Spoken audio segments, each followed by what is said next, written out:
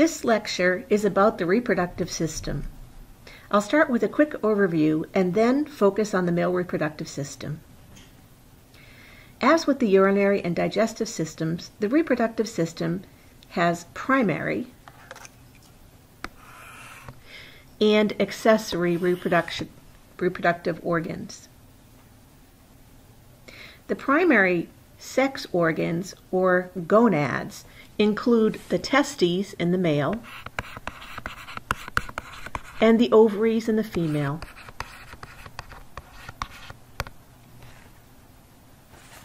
The gonads produce sex cells called gametes and secrete sex hormones.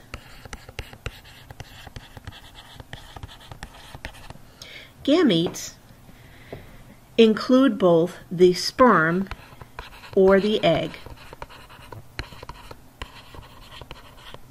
Both the sperm and the egg contain half the total number of chromosomes in a complete individual.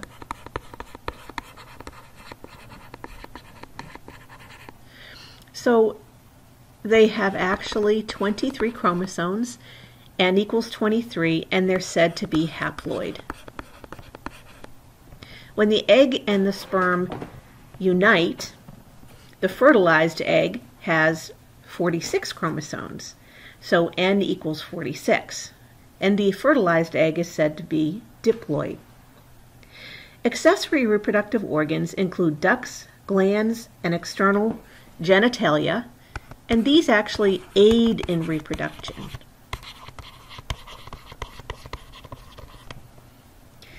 The sex hormones include testosterone, which is the major hormone made in the male, and estrogen, and progesterone, which are the major hormones made in the female. It's important to note that males make small amounts of estrogen, and females make small amounts of testosterone. This is a mid-sagittal view of the male reproductive system. We're going to start with the male. So if we take a look, sperm production starts here in the testes. So this is where sperm are produced.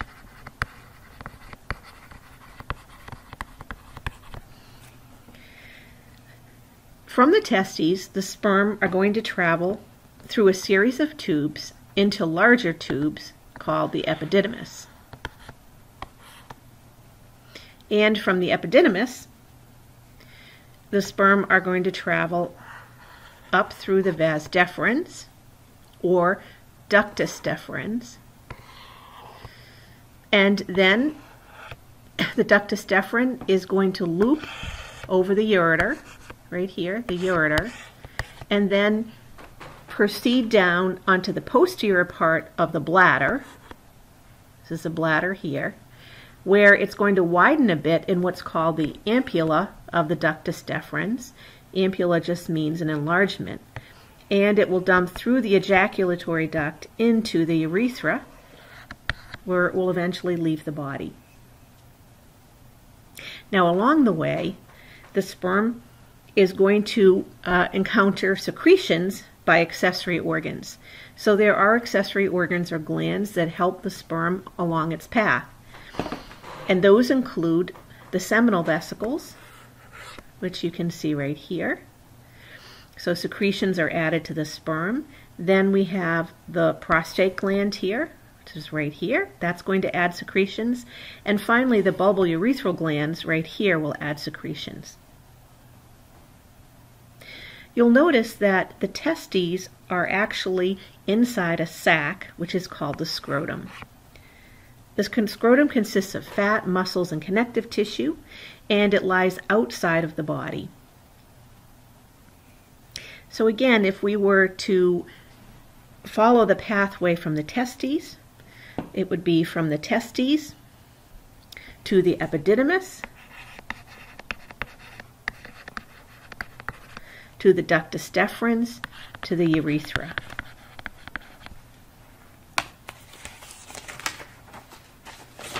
This is an anterior view of the male reproductive system, and we're going to take another look at the scrotum here. So the scrotum, again, is really a sac of skin, connective tissue, muscle, and fat, which surround and support the testes. So again, here's the scrotum. It's this area here that surrounds the testes. So you'll notice that the scrotum again consists of skin, connective tissue, and muscle. So let's take a look at the two types of muscle that actually support and surround the testes. The first is the cremaster muscle. Oops, let me go back there for a sec. The cremaster muscle right here, and you can see it. So the cremaster muscle is actually skeletal muscle.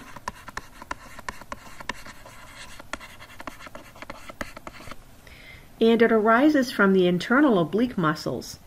When the cremaster muscle contracts, if you take a look, you can see that it will bring the scrotum closer to the body wall. Oops, sorry about that.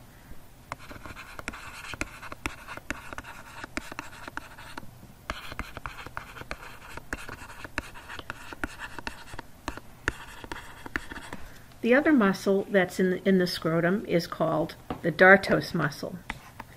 And you can see that here. It surrounds it. The dartos muscle is actually smooth muscle.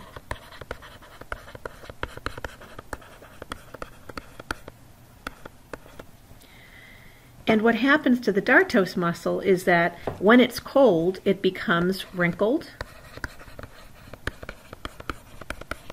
And the wrinkling actually decreases the surface area that's available for heat loss.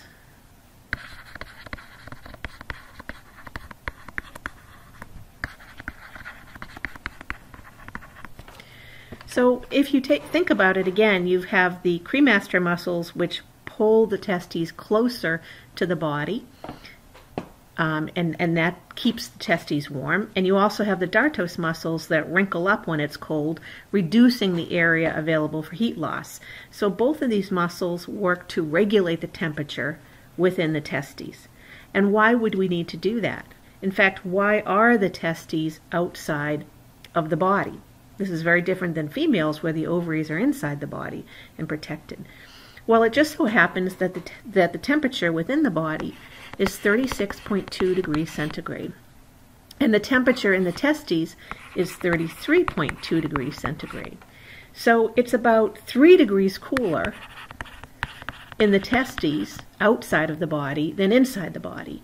This is important because this cooler temperature is necessary for sperm production.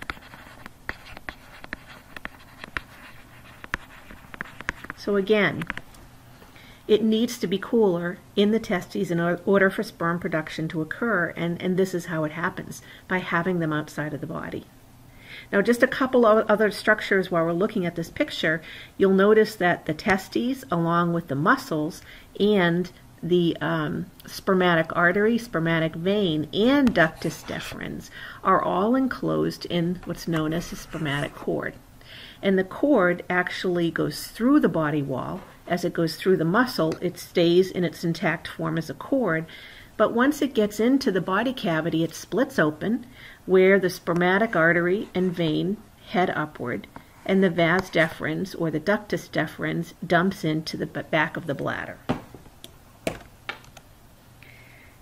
So let's look at the testes more closely. The testes is about 1.5 inches long and about 1 inch wide in a human.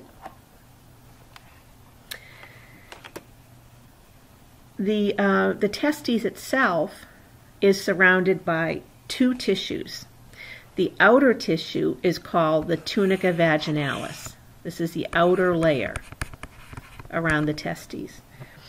And this is actually part of the peritoneum. So this is a serous membrane that's derived from the peritoneum. The inner layer is called the tunica albuginea. And this is actually a tough fibrous capsule. Oops, sorry, fibrous capsule. It's not writing there. Which extends inward. So you can see the tunica albuginea extends inward and forms these lobules. And it can form anywhere from 250 to 300 lobules.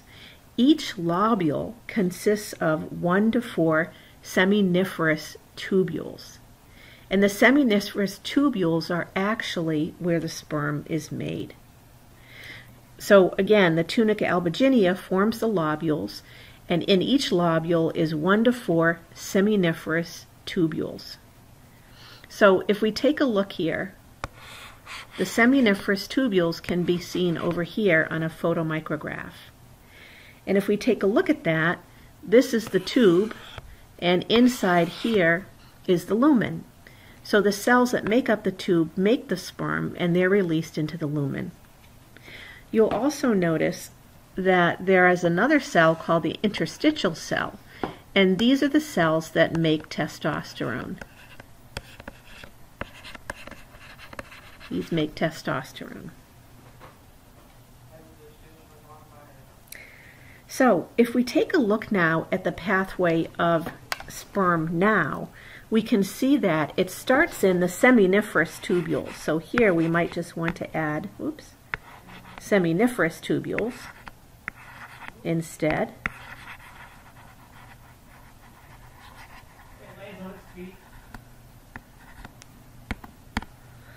And from there, the sperm are going to go to the tubulus rectus, which is this little straight area here.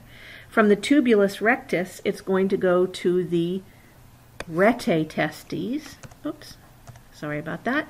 To the rete testes.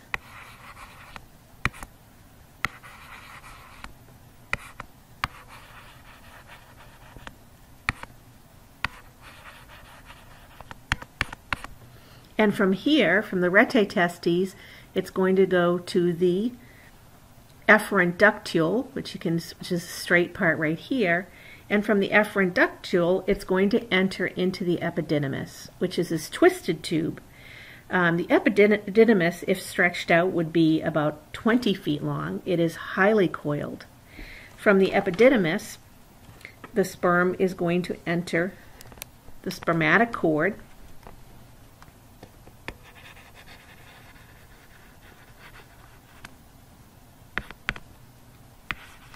Spermatic cord. Sorry, my pen is.